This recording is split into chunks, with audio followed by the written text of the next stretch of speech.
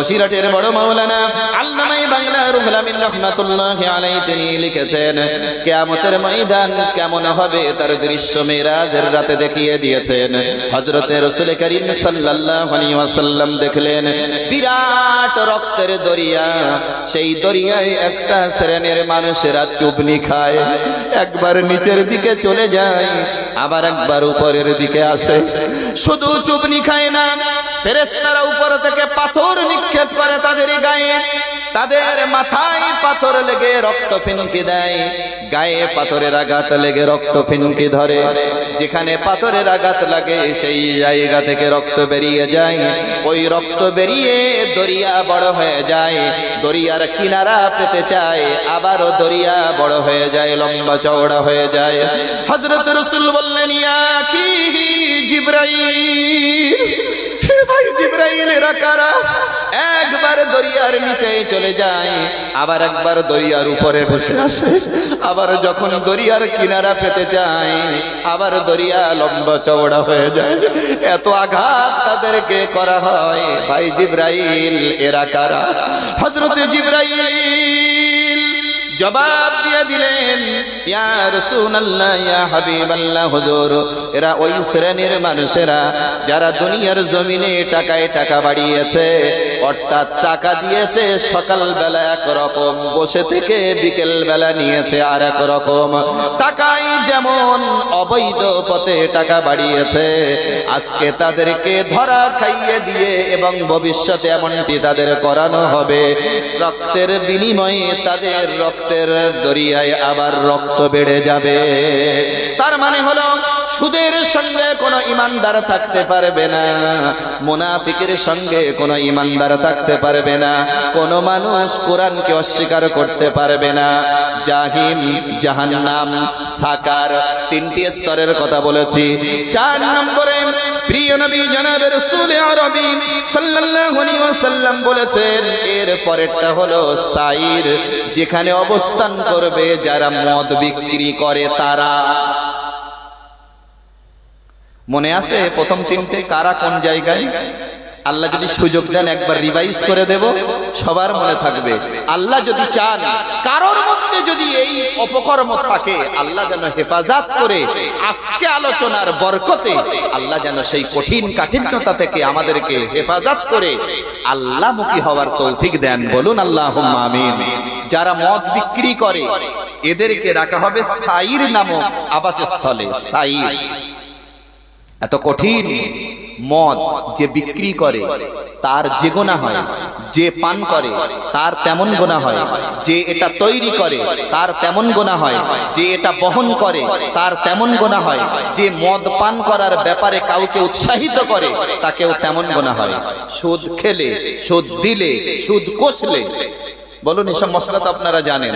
এই জন্য যারা মদ বিক্রি করবে, মেডিকেল সায়েন্স মদের ব্যাপারে বলেছে, মদের ব্যাপারে মেডিকেল সায়েন্স বলেছে যে মদ এমন একটা তরল অপদার্থ খাদ্য যা মানুষের ফুসফুসের কার্যকারী ক্ষমতা কমিয়ে দেয়, হজমে প্রবলেম হয়, তার মৃত্যু এগিয়ে আসে। কেন?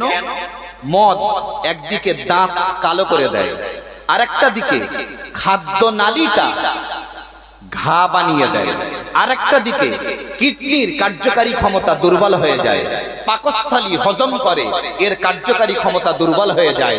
এই জন্য তরুণ যুব সমাজের কাছে বলি, আল্লাহর ওয়াস্তে কারোর মধ্যে যদি এই অভ্যাস থাকে যে জীবনে কোনোদিন জানুয়ারি পালন করতে যেও সঙ্গদোষে পড়ে একটু মদ পান করে ফেলেছি, জীবনের মতো তওবা করে ফিরে এসো ভাই, আর না। কারণ মদ বিক্রেতা যারা, তাদের যেমন গুনাহ, মদ যারা তৈরি করবে তাদের তেমন গুনাহ, মদ পান করার ব্যাপারে যারা উৎসাহিত করবে তাদের তেমন গুনাহ, যে ব্যক্তি বহন করবে তারও তেমন গুনাহ, যে ব্যক্তি তৈরি করবে তারও তেমন গুনাহ।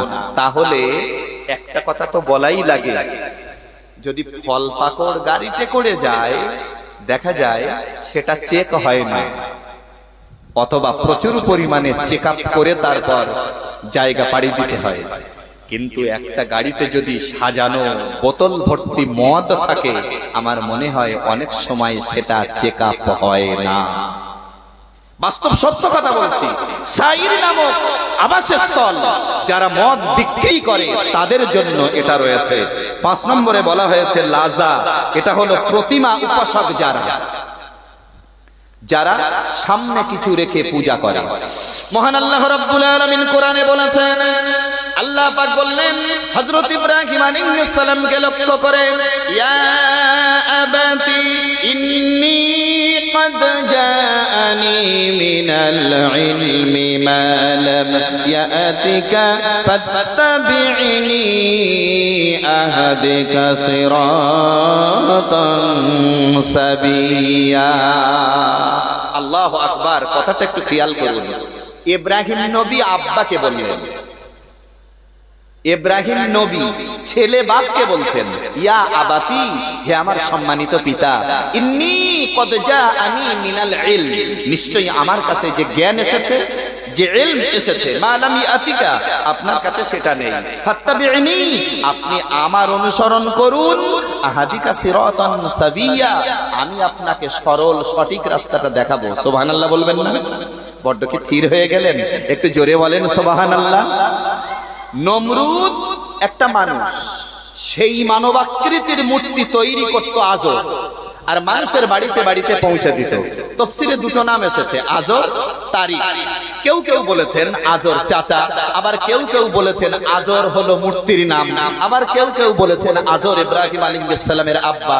ইখতিলাফ আপন জায়গায়। নমরুদ নামীয় মূর্তি প্রতিটা মানুষের বাড়িতে বাড়িতে, কারণ নমরুদকে পায় না, মূর্তি বানিয়ে তার সামনে মাথা নত করবে। আল্লাহ বললেন, আব্বু, ইব্রাহিম আলাইহিস সালাম বললেন, আব্বু আপনি এটা করবেন না, আপনি আমার অনুসরণ করুন, আমি আপনাকে সরল রাস্তাটা দেখাবো।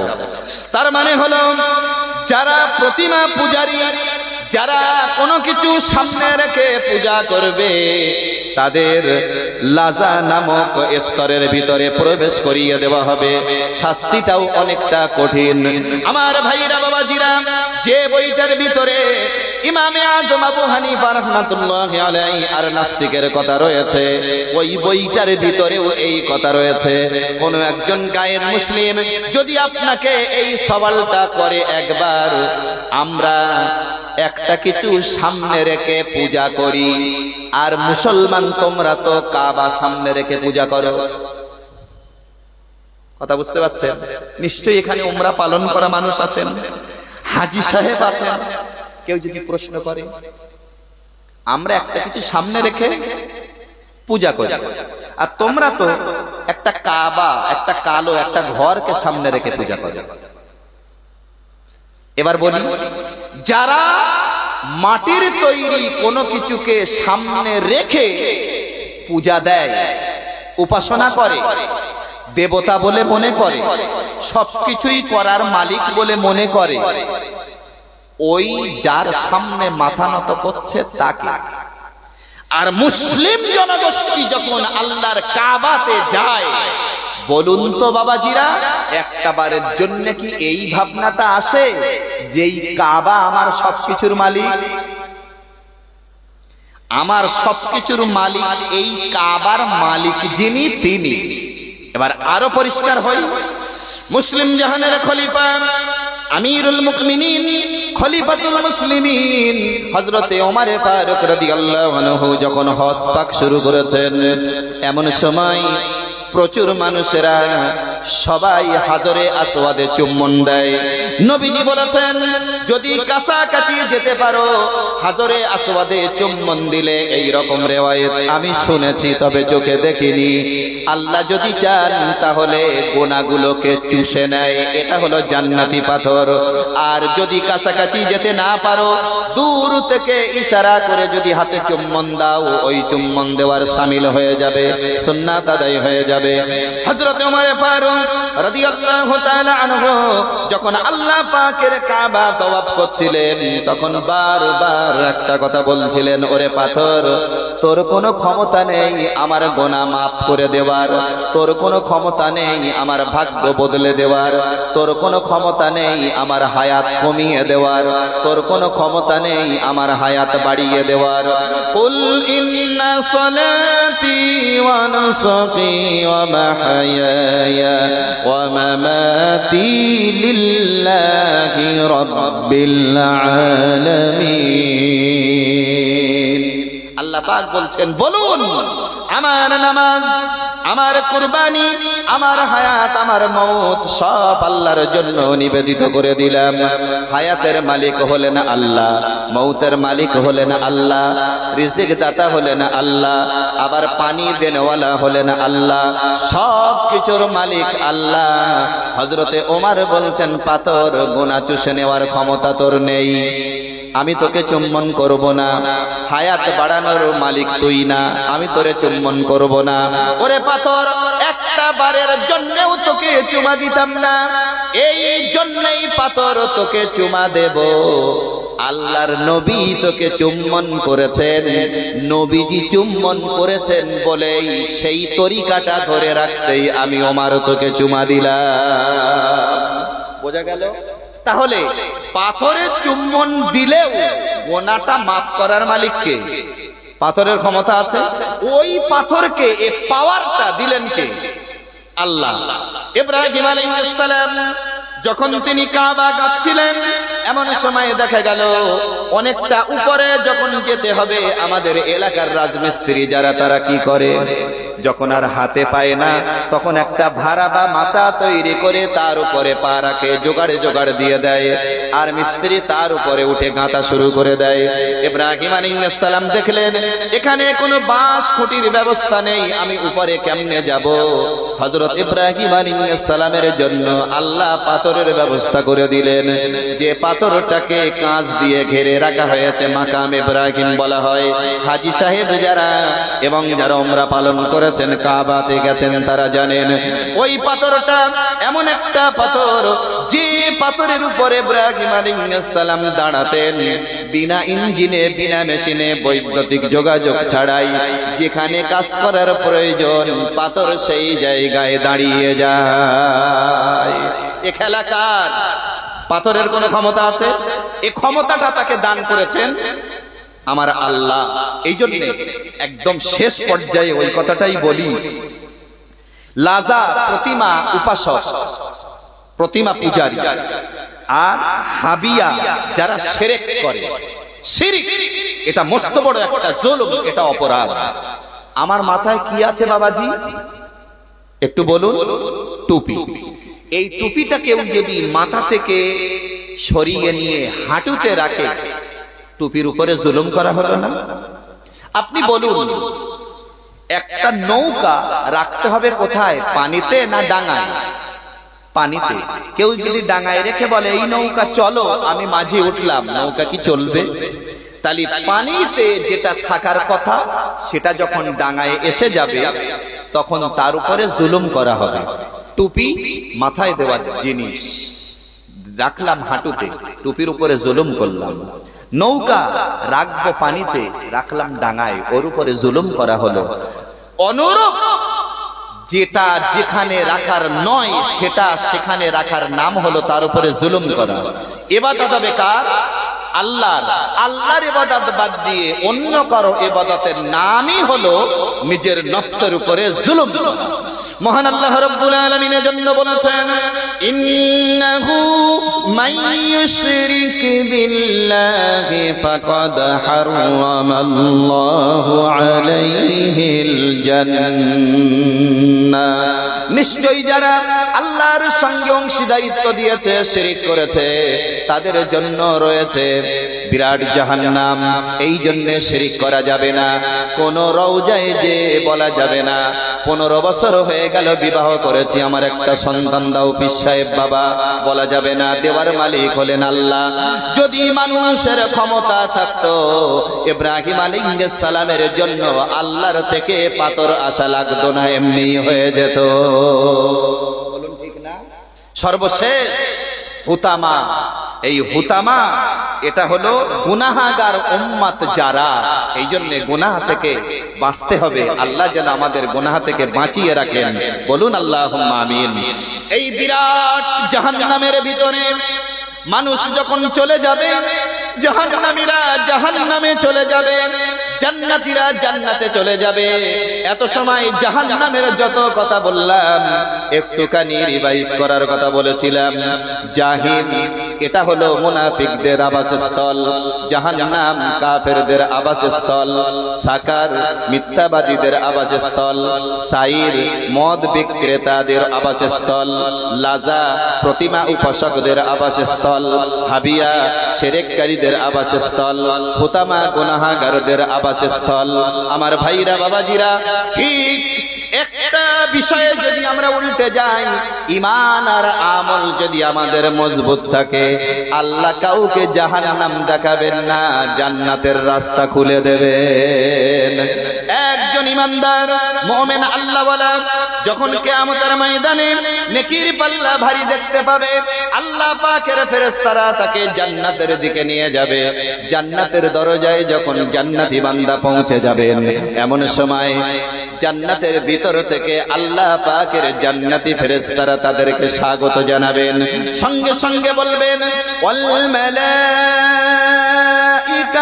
ইয়াদখুলুনা আলাইহিম মিন কুল্লি বাব। একটু জোরে বলেন সুবহানাল্লাহ। এতক্ষণ তো সব বললাম জাহান্নামের কথা, কোন অপরাধের কেমন শাস্তি, যতটুকু পেরেছি বলেছি। এবার একটু আশা দেই, তাই না? সঙ্গে সঙ্গে বলবেন কি, ওয়াল মালাইকাতু ইয়াদখুলুনা আলাইহিম মিন কুল্লি বাব। চতুর্দিক থেকে ফেরেশতারা আসবে, স্বাগত জানাবে, সম্মাননা জানাবে, আদর করবে, হাকানি দিয়ে দিয়ে জান্নাতের সর্বোচ্চ মাকামে পৌঁছে দিবে। সুবহানাল্লাহ। আর বলবে কি, সালামুন আলাইকুম বিমা সাবারতুম ফানি'মা ওয়াকবাদ। সুবহানাল্লাহ। ফেরেশতারা বলবেন, তোমাদের উপরে শান্তি বর্ষিত হোক। আচ্ছা, জান্নাতের মধ্যে নতুন করে আর বলা লাগবে যে তোমাদের উপরে শান্তি বর্ষিত হোক? জান্নাত তো এমনি শান্তির জায়গা। মানুষ যদি 10টা মিষ্টি কিনতে চায়, তাকে দোকানদারের কাছে যেতে হয় অথবা কাউকে দিয়ে হুকুম করে আনাতে হয়। আর জান্নাতের ভিতরে আপনার কোনো কিছু একটু ইচ্ছা করবে, সঙ্গে সঙ্গে আল্লাহর ফেরেশতারা সামনে ধরবে। সেই জগতে সেই জায়গায় থাকতে গেলে মিথ্যা ছাড়া লাগবে না, মুনাফিকি ছাড়া লাগবে, মিথ্যা ছেড়ে দিতে হবে। মদ বিক্রেতা অথবা মদ সেবন করা, যত অন্যায় অপকর্ম ছাড়তে পারলে তো আল্লাহ সেই জায়গা দেবেন। জান্নাতের ভিতরে যখন জান্নাতীরা থাকবে, রায়্যান নামক দরজা দিয়ে রোজাদার যারা, তাদেরকে প্রবেশ করানো হবে। আর আল্লাহ পাকের সামনে 70,000 পর্দা থাকবে। জান্নাতের ভিতরে আমার আল্লাহ রাব্বুল আলামিন ডাক দিবেন, ইয়া দাউদ। আমার ভাইরা বাবাজিরা, আল্লাহর কোরআন বেশি বেশি করে পড়ুন, বাচ্চাগুলোকে বেশি বেশি করে কোরআনে কারীম শিক্ষা দেন। তার মানে হলো কোরআন এমনই একটা নেয়ামত, ইহকালে শান্তি দেবে, পরকালে জাহান্নাম থেকে মুক্তি দেবে। জান্নাতের ভিতরে আল্লাহ বলবেন, ইয়া দাউদ। আল্লাহ পাক দাউদ আলাইহিস সালামকে ডাক দিবেন। হযরতে দাউদ আলাইহিস সালাম আল্লাহ পাকের ডাকে সাড়া দিবেন। আল্লাহ বলবেন, দাউদ, তোমার উপরে নাযিলকৃত কিতাব এবার তুমি তেলাওয়াত করতে থাকো। জান্নাতের ভিতরে হযরতে দাউদ আলাইহিস সালাম তেলাওয়াত করবেন। জান্নাতি বান্দা বান্দিরা আনন্দে আবেগে আপ্লুত হয়ে যাবে। আহারে, এত সুন্দর কণ্ঠ জীবনে কোনোদিন শুনিনি। এরপরে আল্লাহ রাব্বুল আলামিন ডাক দিবেন, হাবিব, হযরতে রাসূল আল্লাহ পাকের সামনে হাজির। আল্লাহ বলবেন, হাবিব, আপনার উপরে যেটা নাজিল করেছিলাম আপনি সেটা তেলাওয়াত করুন। আল্লাহ পাকের নবী, আমাদের নবী সূরা ইয়াসিন জান্নাতের ভিতরে তেলাওয়াত করবেন। এত সুন্দর কণ্ঠ, জান্নাতীরা অবাক হয়ে যাবেন, না জানি এত সুন্দর কণ্ঠ জীবনে কোনোদিন শুনতে পাইনি। এবার সূরা ইয়াসিন তেলাওয়াত হয়ে যাবে। এবার জান্নাতের ভিতরে হযরতে দাউদ আলাইহিস সালামের তেলাওয়াত হবে, আল্লাহর নবীর তেলাওয়াত হবে।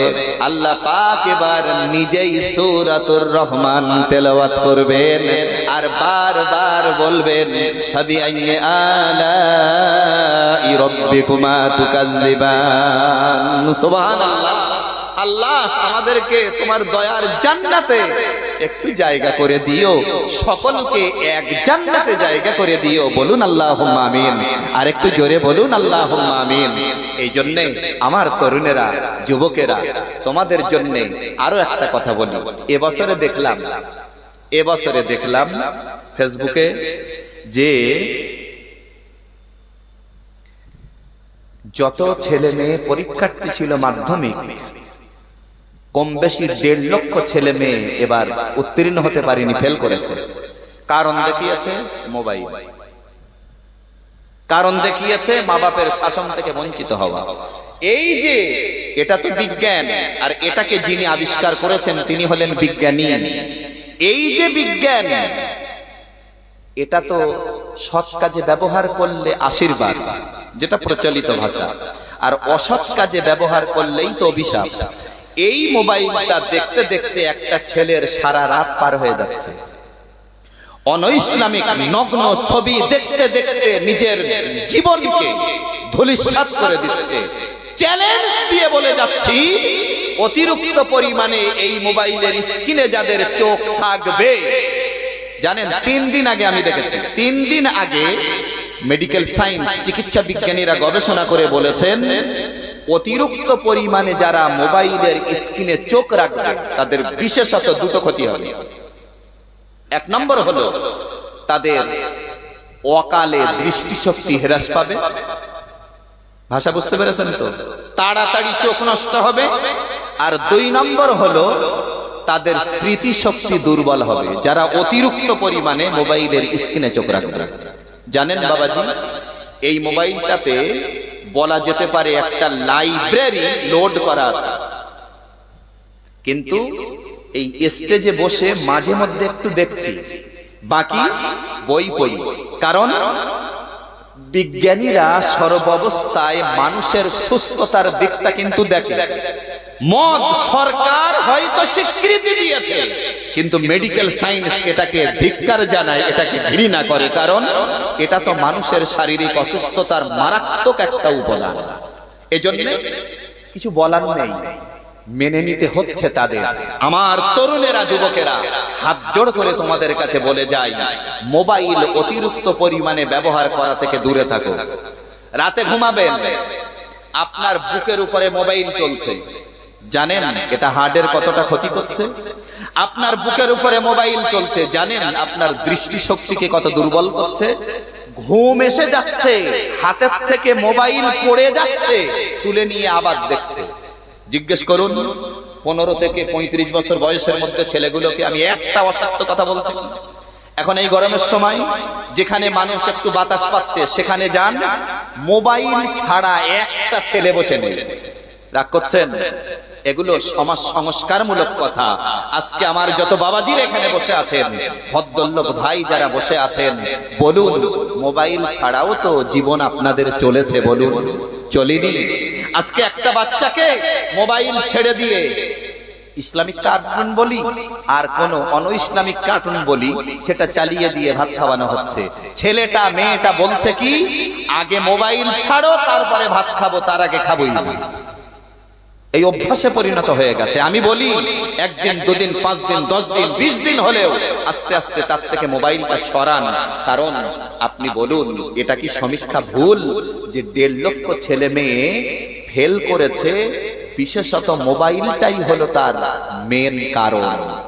ভাইরা, বাবাজিরা, আজ থেকে 20, 30, 25 বছর আগে একটা ছেলে মাধ্যমিক পাশ করলে পাশের গ্রামের লোক দেখতে আসতো, আর এখন কেউ যদি ফেল করে লোকে তারে দেখতে আসবে, কে ফেল করেছে চল দিন তারে একটু দেখি।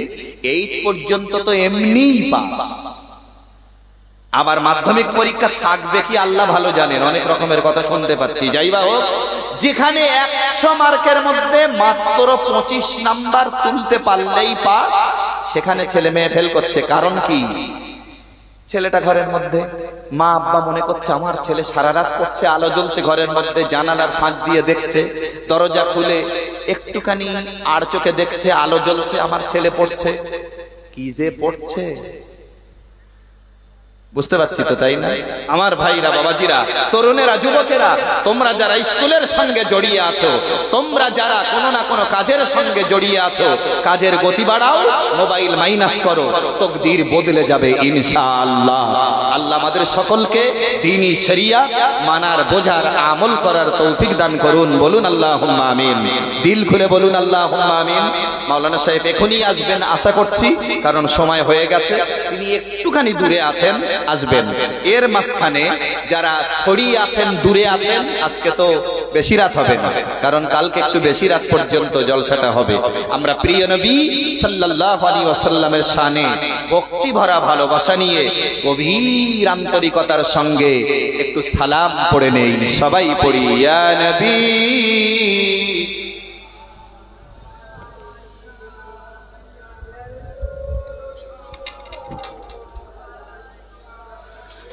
يا حبيب سلام عليك صلوات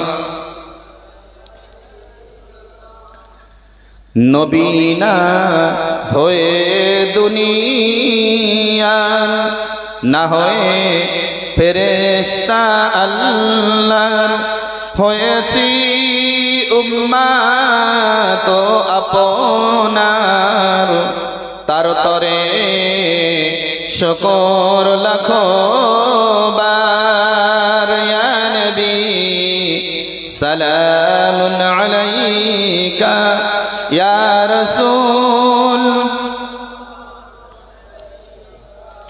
ইয়া হাবিব সালামুন আলাইকা সালাওয়াত। জিবরাইল দিলেন যে আওয়াজ, খুলে দাও আসমানের দুয়ার। এসেছেন নবীদের সরদার, হবে যে আল্লাহর দিদার। ইয়া নবী সালামুন আলাইকা ইয়া রাসূল ইয়া হাবিব সালামুন আলাইকা সালাওয়াত। নবীজির আব্বা আব্দুল্লাহ, নবীজির আম্মা আমিনা, নবীজির দুধমা হালিমা, নবীজির রওজা মদিনা। ইয়া নবী সালামুন আলাইকা ইয়া রাসূল ইয়া হাবিব সালামুন আলাইকা সালাওয়াতুল্লাহি আলাইকা। সবাই বসে বসে, অন্য সময় তো বলি ফাঁকা ফাঁকা বসেন, গায়ে গায়ে বসেন, আর আজকে বলছি ফাঁকা ফাঁকা বসেন। কেন? গরমের সময় সবাই একটু স্বস্তিতে আমরা বাঁচতে চাই। প্রয়োজনীয় দুটো চারটে কথা একটু বলি।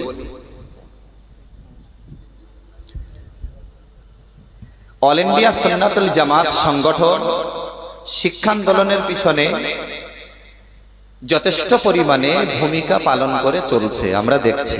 আল্লাহর মেহেরবানি, আমরা কম বেশি সবাই শিক্ষাকে ভালোবাসি। আপনাদের গ্রামের একটা ছেলে দাওয়াত নেওয়া মাত্রই আমার মনটাই হচ্ছিল যে সোলাদানা এলাকায় যখনই আমি ঢুকি, কোনো না কোনো ভাবেই আমার বন্ধু আরাফাতের সাথী, তার সঙ্গে বিশেষ প্রয়োজন ব্যতীত, অতি ব্যস্ততা ছাড়া দেখা হয়নি এমন কোন প্রোগ্রাম আমার হয়নি। আপনারা বলুন নামটা। আলহামদুলিল্লাহ, সবাই তাকে মনে রেখেছেন। এই মসজিদে ভাই ইমামতি করত, একদিকে হাবেজ সাহেব, একদিকে মাওলানা সাহেব, আর একটা দিকে হাজী সাহেব, এবং মানুষের সঙ্গে তার সদাচরণের কথা আমি বলে শেষ করতে পারবো না। আরাফাতের মাঠে এবং মক্কা মদিনার বিভিন্ন জায়গায় তার সঙ্গে দেখা হয়। তারপরে এমন ভাবে একটা বন্ধুত্ব সুলভ আচরণের মধ্যে আমাদের জীবন চলছিল। মাঝে মধ্যে একটা দাওয়াতের প্রোগ্রাম দেওয়া, কম বেশি অপরিচিত জায়গায়, হয়তো বললাম মাওলানা ভাই একটু আমি আজকে এই জায়গাটাতে সুযোগ পেয়ে উঠছি না, আপনি একটু যান। আবার এমনও হয়েছে জিয়াউল কোনোদিন সুযোগ পাইনি, আমাকে বলেছে, আমি সেই দিন ফিরি, আমি সেই দিন বসে আছি, আমি গেলাম। এই যে আদান প্রদানের মধ্য দিয়ে, আহারে ছেলেটা আমাদের থেকে চলে গেল, সেখানে আমাদের তো কিচ্ছু করার নেই। আল্লাহর সম্পদ আল্লাহ নিয়ে নিয়েছেন। আমরা দোয়া করি আল্লাহ পাক যেন তার ইলমিয়াতের বরকতে তাকে শহীদের দরজা নসিব করেন, বলুন আল্লাহুম্মা আমিন। ঠিক তার পাশাপাশি তিনিও ছিলেন সংগঠনের একজন লড়াকু সৈনিক। বর্তমানে যারা আগামীকাল এখানে আলোচনা রাখবেন শুনেছি মুফতি আব্দুল কাইয়ুম সাহেব